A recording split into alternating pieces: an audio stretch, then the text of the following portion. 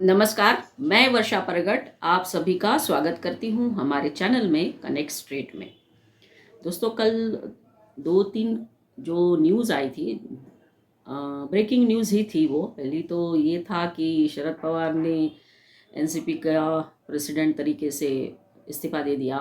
फिर दूसरा ये था कि कर्नाटक का जो चुनाव हो रहा है उसमें जो मैनिफेस्टो कांग्रेस ने डिक्लेयर किया उसमें जो उन्होंने इन्वॉल्व किया है कि बजरंग दल के ऊपर वो बैन लगाएंगे जैसे ही वो गवर्नमेंट में आएगी। और तीसरा जिसका इंतज़ार हम कर रहे थे और उसकी ज़्यादा चर्चा नहीं हुई वो था कि राहुल गांधी जी का जो केस चल रहा है हाई कोर्ट में उसके बारे में।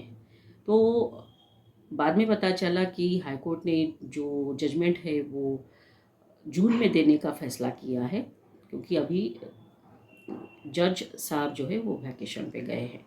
लेकिन पूरी जो दलीलें थी वो उन्होंने सुनी और बाद में जिन्होंने ये याचिका दाखिल की थी पूर्णेश मोदी, उनकी दलीलें भी वो सुनना चाहते थे जज, और इसीलिए जजमेंट उन्होंने जून में देने का फैसला किया। तो जिसके लिए कांग्रेस अब इंतज़ार कर रही है कि जल्दी से इसके ऊपर फैसला आ जाए, क्योंकि सारा डिपेंड करेगा राहुल गांधी का फ्यूचर उस जजमेंट के ऊपर। और यही बात उन्होंने हाई कोर्ट में बताई।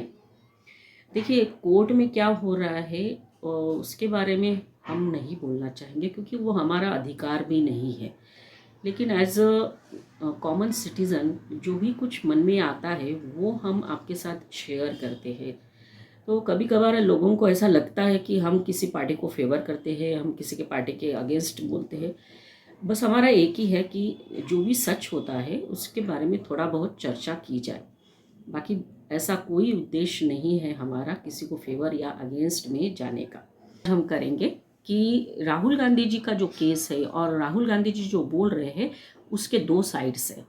तो क्या दो साइड है? एक तरफ वो और उनकी टीम कोर्ट के अंदर जो बात कर रही है वो, और दूसरी तरफ राहुल गांधी और उनकी टीम बाहर बात कर रही है वो। तो पहला जो पॉइंट है वो ये है कि जब उन्होंने ये स्टेटमेंट दिया और केस हुआ और पहली बार जो जजमेंट आया मैजिस्ट्रेट कोर्ट में कि उनको सज़ा मिली, उसके पहले राहुल गांधी जी ने बोला था मैं माफ़ी नहीं मांगूंगा, मैं सावरकर नहीं हूँ, ये बार बार उन्होंने बोला। तो ऑब्वियसली कोर्ट में जब उनको पूछा गया होगा तो उन्होंने ये बोला होगा और सज़ा मिली तो उसके परिणाम उनको मालूम है। उनकी सांसदी गई, उनका घर भी गया, और फिर क्या हुआ? तो ये बात हो गई कोर्ट में। फिर उसके बाद अपील करने के टाइम के लिए कितना लिया इन्होंने? टाइम दिया है तो भी 10-12 दिन इन्होंने वेस्ट कर दिए।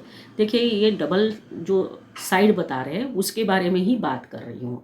तो फिर इन्होंने क्या किया, जैसे जजमेंट आया तो इसको एक बहुत बड़ा इशू बनाया, क्योंकि राहुल गांधी इतने बड़ी फैमिली से बिलोंग करते हैं, इतना बड़ा अन्याय हो गया उनके ऊपर। फिर सत्याग्रह हुआ, आंदोलन हुआ, काले कपड़े पहने, ये सारा कुछ हुआ। फिर उसके बाद इन्होंने सेशन कोर्ट में अपील किया। तब तक इनके बड़े वकील पिक्चर में नहीं आए थे। उनको ऐसा लग रहा था कि शायद अभी सेशन कोर्ट में कुछ रिलीफ राहुल गांधी को मिल जाएगी, लेकिन ऐसा हुआ नहीं। और सेशन कोर्ट ने वो जजमेंट जो था वो एज इट इज़ रखा। फिर ये हिल गए, in the sense Rahul Gandhi और उनके वकील। फिर उनको लगा कि अभी हाई कोर्ट में हम अपील करेंगे, तो बड़े वकील उनके गए जो अभिषेक मनु सिंघवी जी है वो। तो माननीय हाई कोर्ट में जब ये गए और पहली बार जब दलील हुई है, वो कोर्ट में क्या बोले? पहला पॉइंट जो उन्होंने रखा था, it is not a serious issue. ठीक है, ये पॉइंट कोर्ट में। बाहर देखिए क्या हुआ, इन्होंने उसको एक बहुत बड़ा इशू बना दिया था, बहुत ही ज़्यादा सीरियस इशू बन गया था। सारे जो इंस्टीट्यूशंस है वो खतरे में है, लोकतंत्र खतरे में है, राहुल गांधी के ऊपर अत्याचार हो रहा है, अन्याय हो रहा है, इस तरह का एक माहौल खड़ा कर दिया था। तो ये देखिए, बाहर ऐसा इतना बड़ा इशू बना दिया जो कोर्ट में इन्होंने बोला सीरियस इशू नहीं है। फिर अब उस टाइम पे फिर जजमेंट नहीं हुआ, तो कल जो तारीख दी थी जो डिस्कशन के लिए बुलाया था हाई कोर्ट में, दलील जाने वाली थी और हुई। तो अब वहाँ पे क्या बोला गया? इनकी टीम ने ये बोला कि इसके बारे में जज को फैसला जल्दी देना चाहिए। क्यों देना चाहिए? क्योंकि ये राजनीति में है, इनकी जो सांसदी गई हुई है। तो अगर ऐसा डिसीजन फिर से एज इट इज़ रखते हैं तो राहुल गांधी का करियर 8 साल तक बर्बाद हो जाएगा। ये बहुत बड़ी बात है उनके लिए। इस तरह का एक जो दलील है उनके वकील ने दी। तो देखिए यहाँ वो बोल रहे हैं कि देख इसको कंसिडर करना चाहिए। कहीं ना कहीं वो मन में डर तो था कि अब क्या होगा करके, इसीलिए तो इस तरह की दलीलें दी गई। अब बाहर यही लोग क्या कर रहे थे, राहुल गांधी और उनके वकील, जब डिसीजन आया था सेशन कोर्ट का तो हमको पता है किस तरह से अभिषेक मनु सिंघवी जी ने एक प्रेस कॉन्फ्रेंस बुलाई थी और उसमें सारे अंडरलाइन कर करके बताया था प्रेस को कि देखो जज ने किस तरह से कहाँ गलती किए, खामियां निकाल रहे थे वो। तो ये अधिकार तो किसी को नहीं है, वो उन्होंने किया खुलेआम प्रेस कॉन्फ्रेंस बुला के। ये हुआ, इतना ही नहीं, उनके नेता ने बोला कि मतलब डाउट सस्पिशन क्रिएट किया था कि जज के ऊपर ही सवाल उठा रहे थे, वो भी था।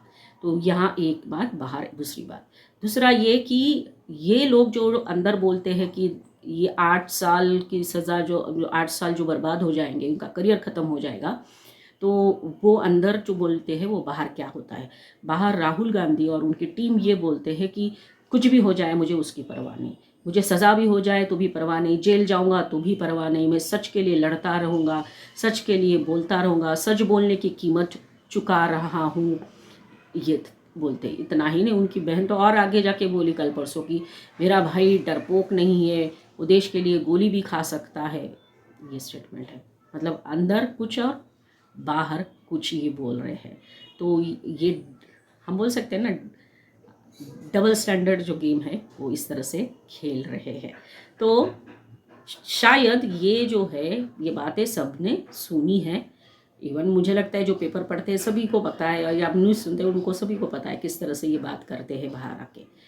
तो इसके बारे में भी जो है बात कोर्ट में जो वकील है पूर्णेश मोदी के, उन्होंने की तो होगी कि देखिए ये अंदर ये बोल रहे हैं कि ये इनको कंसिडर करना चाहिए, राजनीतिक करियर का सवाल है। बाहर यही लोग राहुल गांधी इस तरह से बोलते हैं, तो ये डबल स्टैंडर्ड तो नहीं चलेगा ना। अगर आप सही में ये मानते हो कि राजनीतिक करियर खतरे में है तो सीधी सी बात थी, माफ़ी मांग लेते, क्योंकि आपने पहले भी 1-2 बार माफ़ी मांगी ही थी, लेकिन ऐसा नहीं किया और जिसकी वजह से ये सारा प्रॉब्लम खड़ा हो गया।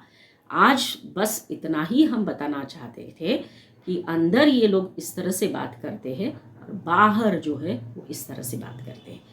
तो अब राहुल गांधी के केस में जो जजमेंट आएगा वो जून में ही आएगा, क्योंकि जज साहब छुट्टी पे गए हैं, वैकेशन पे हैं।